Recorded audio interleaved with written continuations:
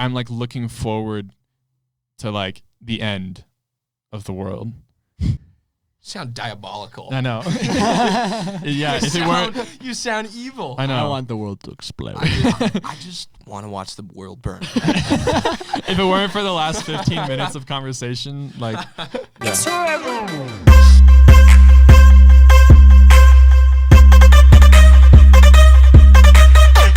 What is up, guys? Welcome to the Firestarters for Jesus podcast. This is episode 80-something. I'm here with my besties, Luke and Matthias. It's not... Oh, hey. Aiden hasn't been on in a while, I'm supposed to be homophobic. so I think we all deserve a recap, Aiden. What's been happening? I haven't... I graduated high school. Congratulations. Thanks. Majority of Americans already do that. You'd be surprised. I mean, in Aspen, it's pretty easy. I got a girlfriend. How's that been? Good. But life is still boring. Were you expecting it to not be boring this summer, or is it? No, I'm not really surprised. I'm really eager to go to college, so it's kind of like boring until I get there. What are you excited for in college? Or what do you think will make college not boring compared to now? like meeting and getting to know new people.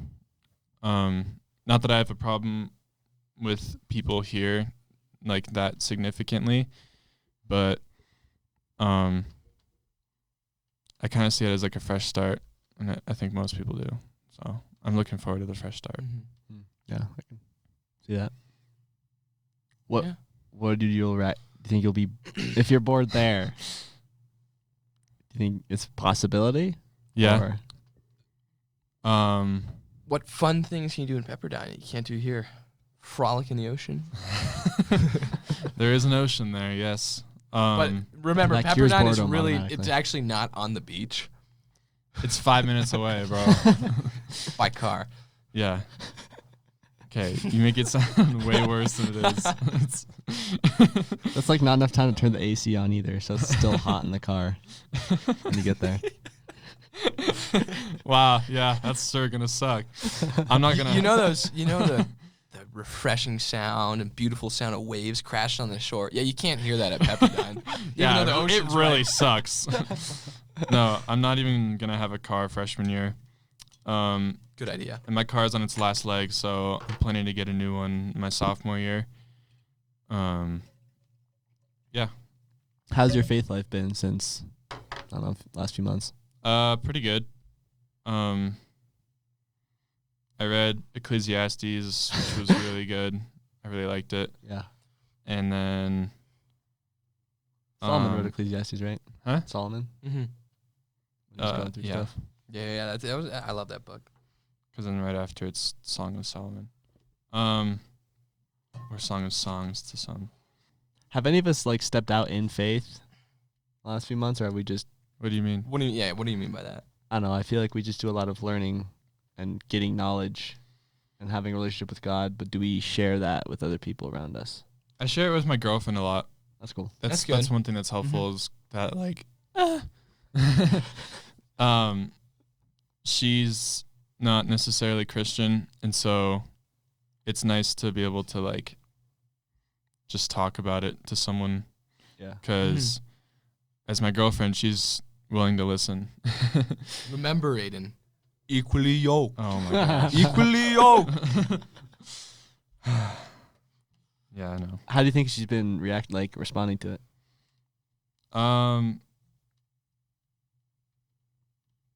Well, I don't really know, because I don't want to force her to believe anything. But it is nice to have someone who listens and understands that stuff.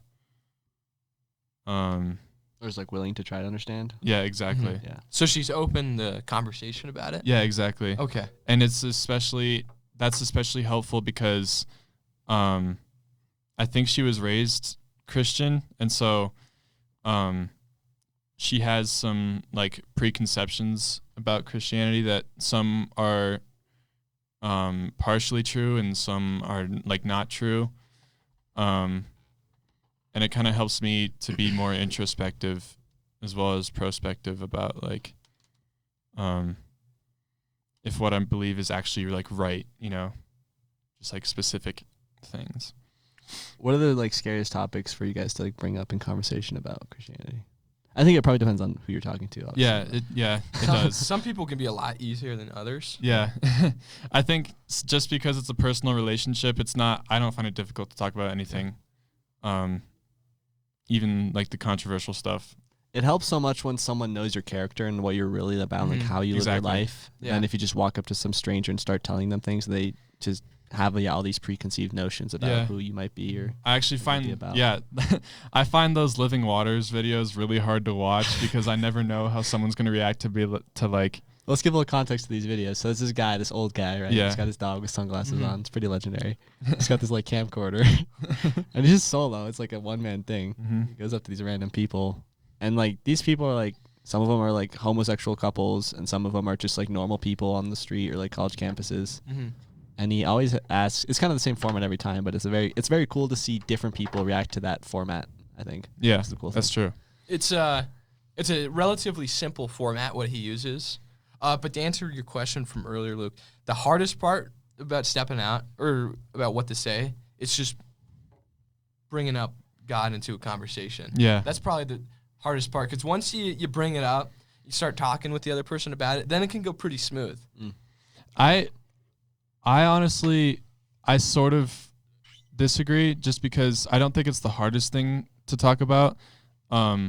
I think what Luke said about like it depending on the person is pretty accurate because I don't think I could ever talk to a random person about like sexuality just within 5 minutes of meeting them, you know? Do you think that's because you don't know that much about it? Yeah, exactly. Yeah. I mean, that's I think with any topic you don't know much about, it's hard to talk about it. Yeah, I mean, even if I don't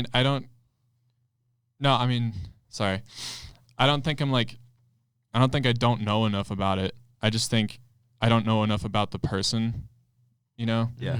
To know how they're going to react.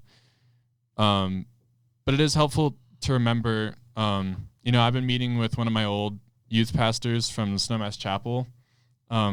He's back in town. He's really fun to talk to. And he reminded me that, like, Jesus spent, like, a lot, if not most of his time with, like, sinners, you know? And he was super graceful. And I use the word sinner to describe, like, Gentiles just because humans. Exactly. Everyone.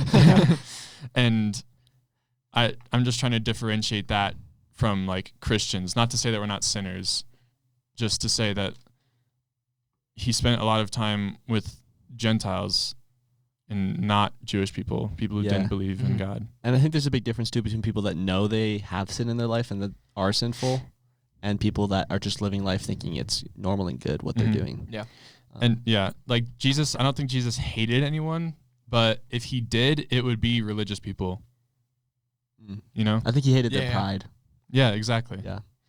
That's the whole thing with pride. Like, that is the one thing that can separate you from God in any type of lifestyle you're living. If you're prideful about anything, it's the thing that removes us from God, because, you know, to be in a relationship with God, there has to be humility there. If we're prideful of ourselves, and it's kind of like it's the opposite. And that's what I hate about Pride Month. It's not just the people that celebrate Pride are mostly because of this whole, you know, they want to do what they want to do. But it's like the whole concept of being prideful of anything is just against what Christianity is like altogether. So yeah, that's true. Well, good news is it's over.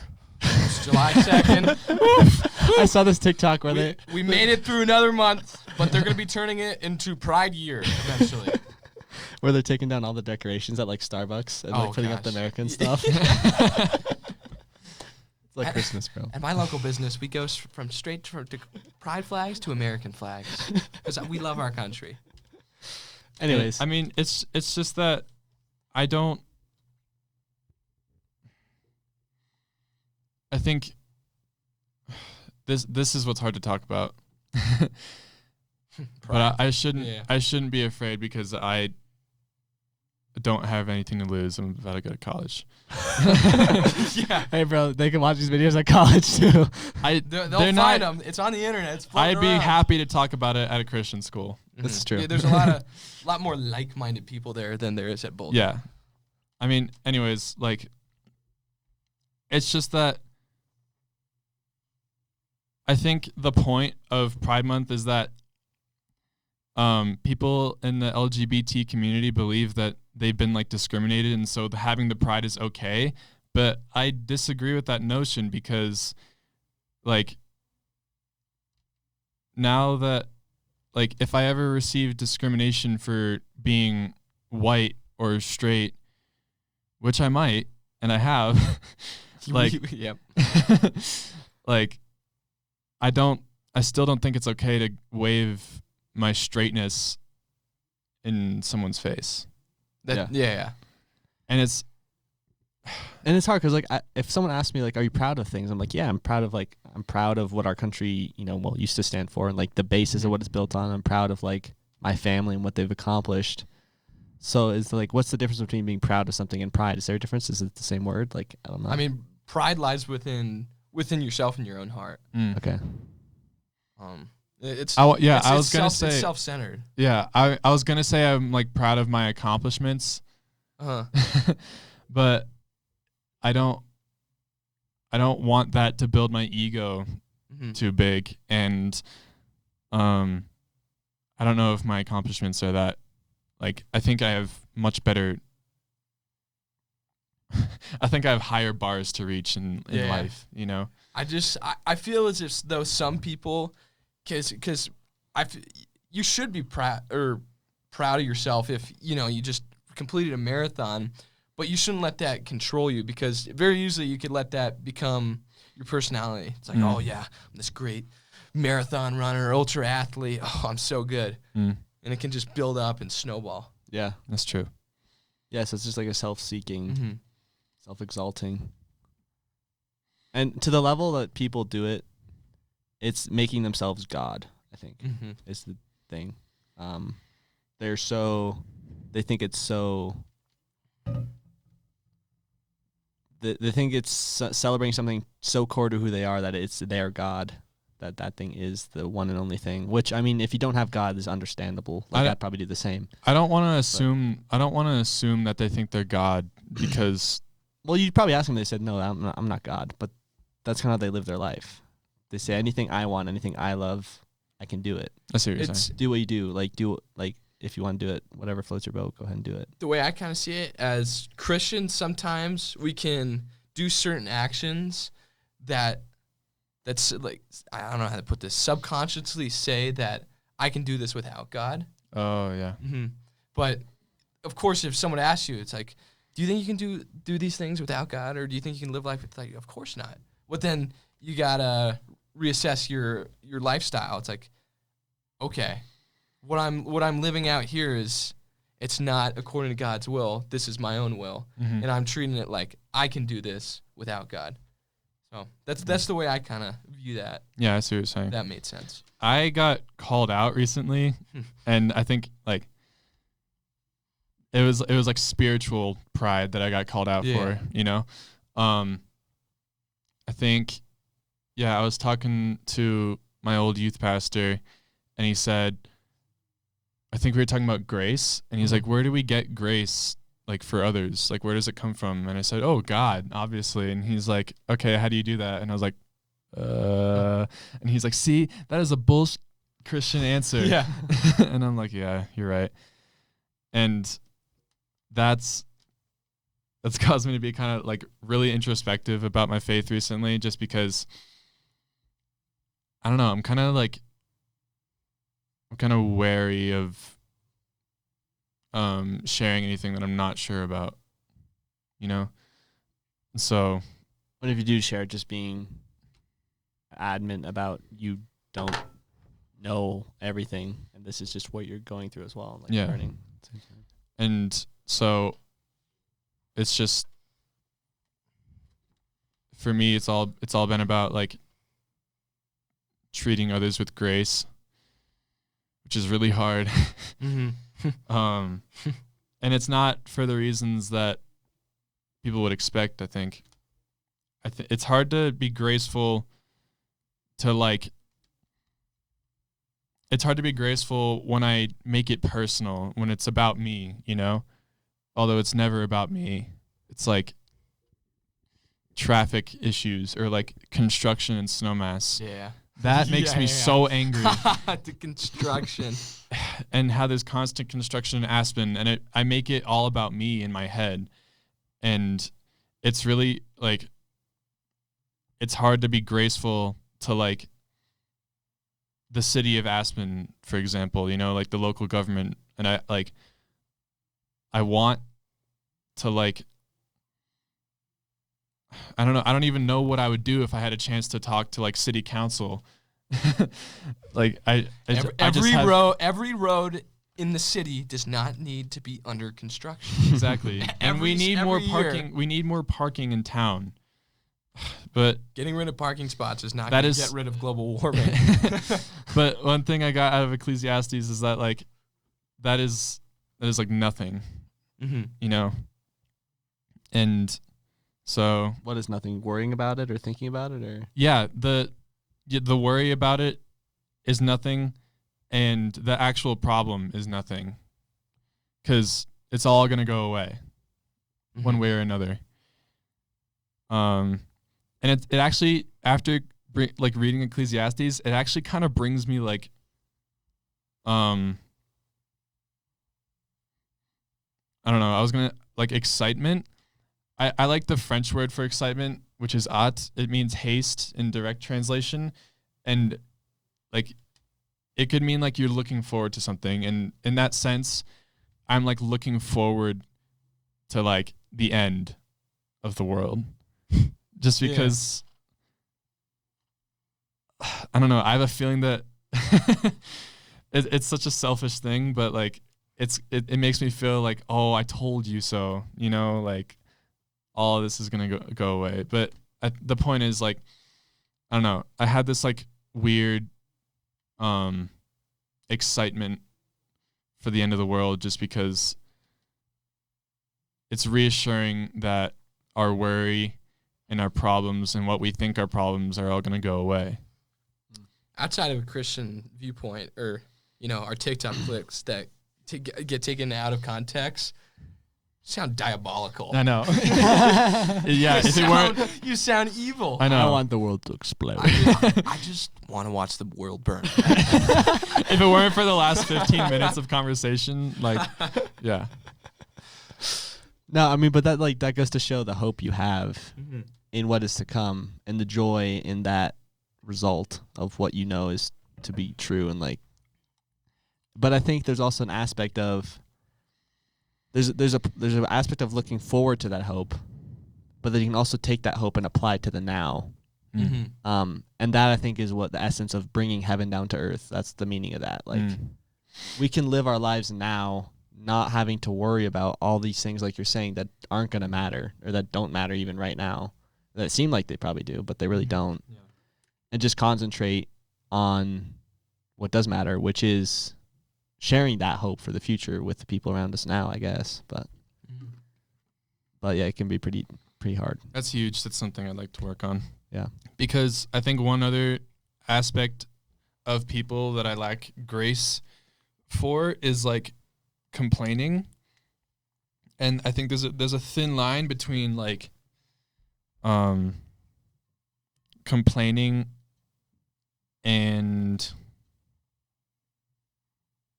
I don't even know what I was going to say actually. But like, I think complaining annoys me because it demonstrates a lack of hope.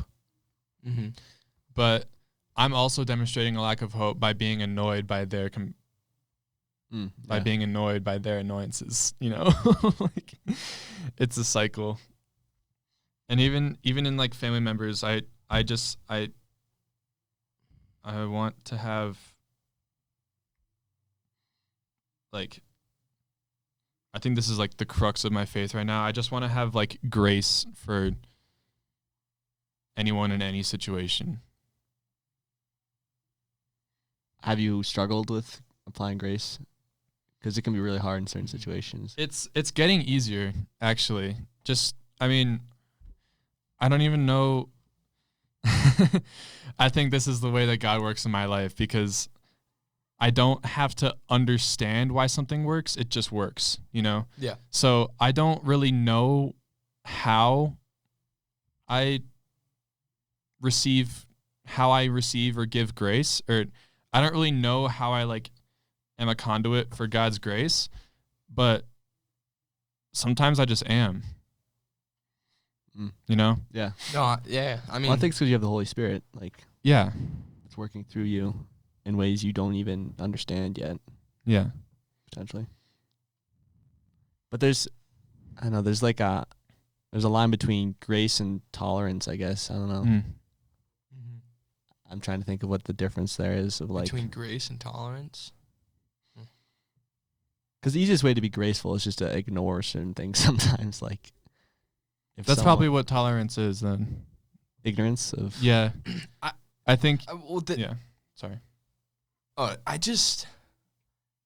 tolerance shouldn't be something a Christian should be. No, of course. No. Yeah. I think that's why we're trying to. Okay. Yeah. Distinguish them. Would you say God is tolerant of sin? No. Think about it like this. So the LGBTQ movement, being tolerant towards that would be, oh yeah, I mean, I'm a Christian. I don't believe in that sort of stuff, but you guys, you do you. You know, if you feel like that's you to, chop off your balls and castrate yourself. Well, you put it like that. No, go for it. Yeah, you can be a girl if you want to, if you're a boy right now. But that's just not how Christianity works. And grace can be discipline and punishment. Grace. Do you think so?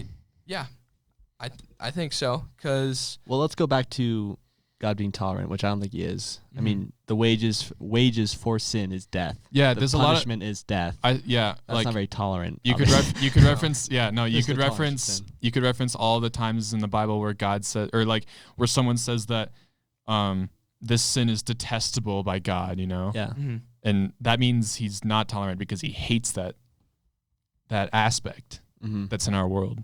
And so, no, I don't think God is tolerant. Mm-hmm. I think he's just. Yeah. And that's why Jesus had to die, right? Because if he was tolerant, he'd just let it happen. Exactly. But because he's just, he had to have a sacrifice to pay for that, to pay for those wages of death that we deserve. Yeah. But I kind of disagree with you, Matthew, where you say, or I don't know exactly what you said, but discipline, yeah. I don't necessarily think grace is discipline, but I think God has them both. So you think they're two separate things? I think they're separate things, but you need them both. So grace in the aspect of God forgives, he's graceful. I think we all understand that word. But what do you mean when you say discipline? Discipline is like conviction, right? And knowing that something needs to change. Well, it's like a parent doing the best thing for their child. They may have to discipline them in the moment, but in the end, it's going to be a good thing. Which grace is a good thing. And it's something that God's possessed. Now, I see it as working hand in hand, but like Aiden said, it could be separate as well. It could be grace and discipline. What I've learned from, I think grace and discipline actually come from the same source, which is love, which is God. Mm-hmm. I was going to say the same source, which is like the same idea, which is that something needs to change in this person, for example. And so if something needs to change, then grace is understanding and forgiving the bad thing, like the bad aspect, and then discipline is taking the action to change it. Mm-hmm. And I think those two work hand in hand. So you can't have one without the other. It could be like a little tree or something. Exactly. Love on top, and it splits between grace and discipline. Mm-hmm. Could also work all as one. We kind of just described the Trinity right there. Adjectives, I guess, to describe God, which is hard. You can make you can make a diagram about this. I think we're so smart. Dude, we're intelligent guys. We should put like little Latin things underneath the words too. You know, just Yeah. Oh, like the Just the bump. pronunciation or Yeah. like the Latin. Yeah, no. All right, we got a question Hold here. hold up. Yeah. Q&A. Sparkling sounds. Luke. Oh, okay. We have a question from Dave. I'm not gonna say the last name. I know this might be controversial, but is being trans a sin? You are actively deceiving others and yourself. I think maybe you want to say, are you deceiving? No, Or I is think he he's. just I stating? think that he's stating his thoughts. Yeah. And if so, I think he hit the nail on the head. Yeah. Because what I've learned, I think I was going to say this earlier, but I kind of forgot. What I've learned from therapy and like, sorry, I'm trying to figure out. What I've learned from therapy is that, like, I mean, correct me if I'm wrong, because this probably isn't a perfectly biblical definition, but sin is a lot like God's way of parenting, in the sense that, like, he knows that if you do it, you're going to regret it, you know? Mm-hmm. And then once you go do it, it's like, I told you so. And in like a loving way where you're crying, go to your dad. yeah, exactly. He's like, told it's you, a, buddy. like, I told you, but I'll still comfort you. Yeah. And so I think that,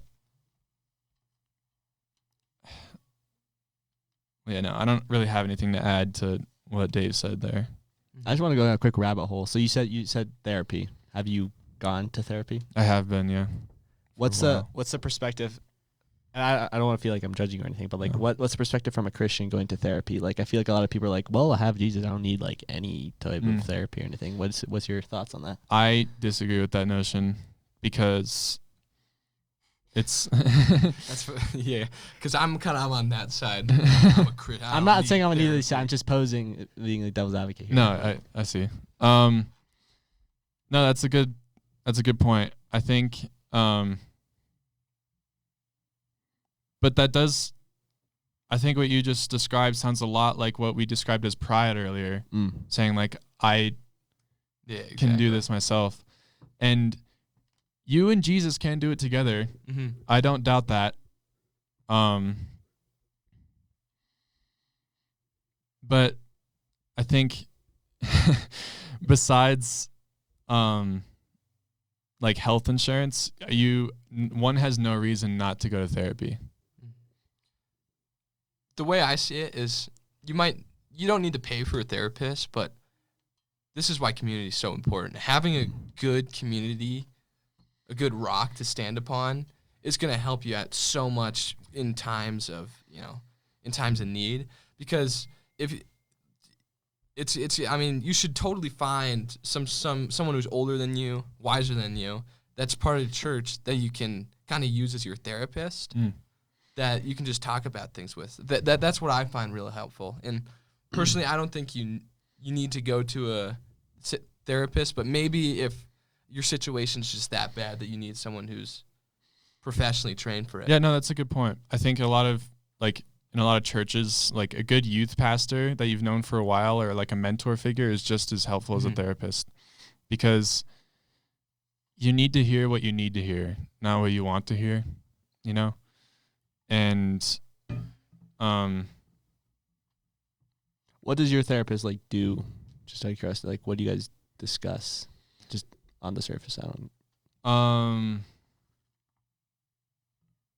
Do they like just put stuff in perspective, or do they actually like dig into specific questions on certain things, or like how does that work? It's all of the above. Have you ever heard of cognitive behavioral therapy, CBT? Yeah. Mm-hmm. And so it's the idea that your thoughts affect your actions, affect your behavior. Your thoughts affect your actions, or behaviors affect your emotions, and the other way around. And so it's something you can do by yourself, just by drawing a little diagram, kind of like the recycling thing. But like, it's what I personally love about therapy is just like having all these tiny little epiphanies within one meeting. Yeah. You know, because every time I'm about to say something, I start to think about what I'm going to say, and then I'm like doing therapy in my head. It's really like a weird feeling that's hard to describe, but yeah,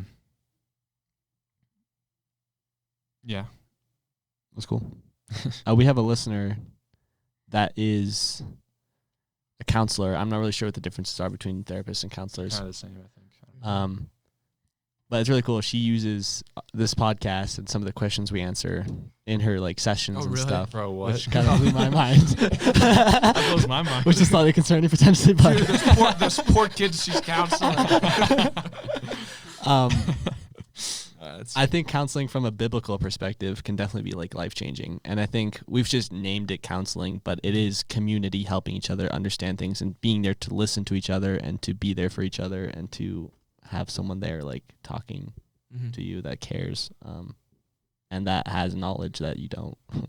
So sorry for that rabbit trail, but we'll circle around. Circling back to trans. Oh, right. I'm not sure how we got around that. So I guess the question is being trans a sin? And I think the answer is yes, but I don't think that's where the conversation should end because that's not very helpful for anyone. If I can add on top of that, so because there are trans people watching our podcast and they were wondering, oh my gosh, am I sinning? From the very beginning of the Bible, we can see that being trans is a sin. The old classic Genesis 1:27. So God created man in his own image. In the image of God, he created him. Male and female, he created them. These were the two most perfect human beings on earth. And God is perfect. His world is perfect. His animals are perfect. His universe is perfect. So when you're born a boy or you're born a girl, that's God's perfection right there. And it's your own corrupt mind that's like, no, God screwed me up. God messed up. So I want to be a boy or I want to be a girl. And it's not always the person themselves. It's also their environment. It's the environment it is. I think that's the biggest factor these days. We largely encourage it. And if you're in a community where you feel, I don't know, ashamed for where you are, then you find this LGBTQ community. It's like, you can be whatever you want here. If you want to be a girl, you can be a girl. If you want to be a boy, you can be a girl if you're the opposite. And we'll give you all the medication you need to do that. We can give you puberty blockers. We can give you, I don't know what the actual procedure's called, but we can, in layman's terms, we could chop off your balls if you want. A penisectomy. But guess what? You're not allowed. Not a real surgery. You're not allowed to drink till you're 21.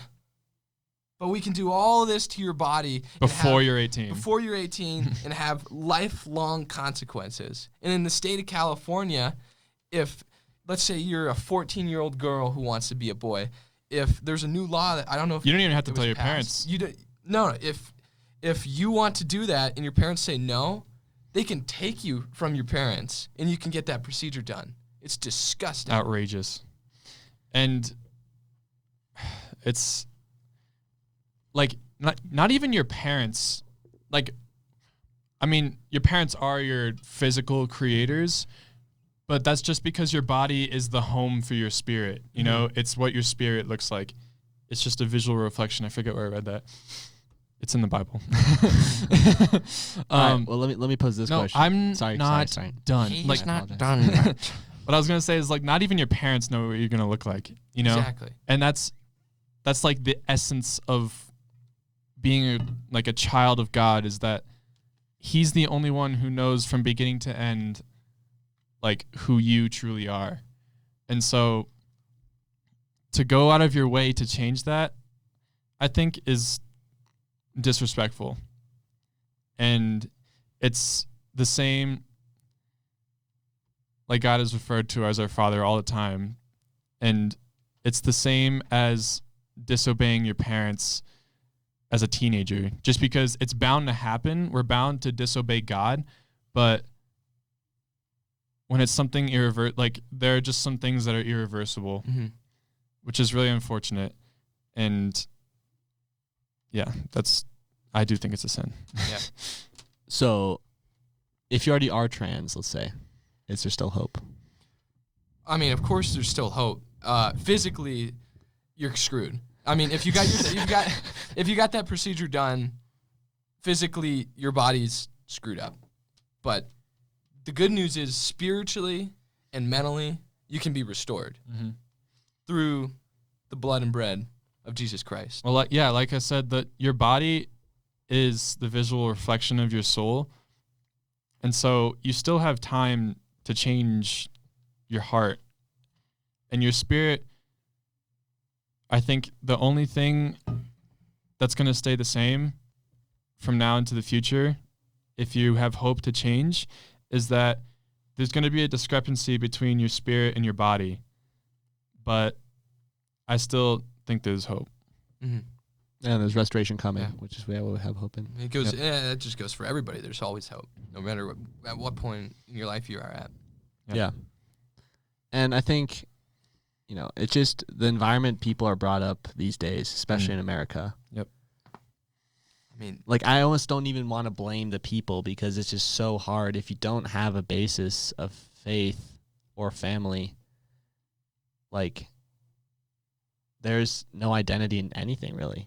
I mean, and so you just go searching for something that means anything to you, and you start trying to try these things and see if there's identity in it. It just goes back to what Jesus said. I forget where in the Bible. We need to get this I know, down. we gotta get this down. But when Jesus Memorize it, baby. you can either build your house on sand or rock. If you build it on sand, it's gonna keep getting washed away. You can keep building up and up. It's gonna keep getting washed away. If you build it in the rock, the cornerstone that is Jesus Christ, it's gonna stand up and it's gonna stand tall. Or Peter. He built his church on Peter. That's right. That's right. Gosh, Matthew, you don't remember this?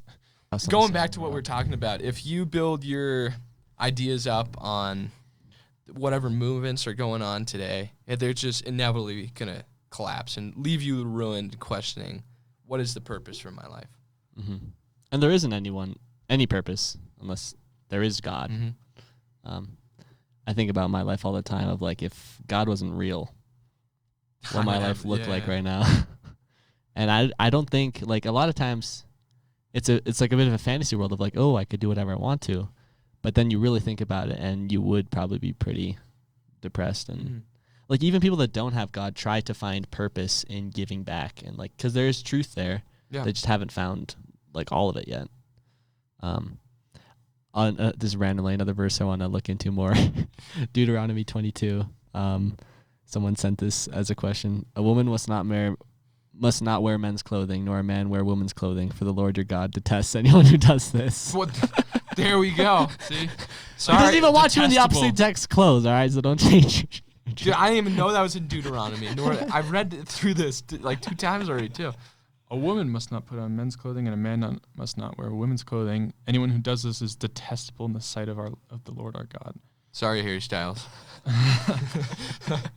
So I think, as Kyle once said, if you want to truly understand a verse, you got to read the verses around it.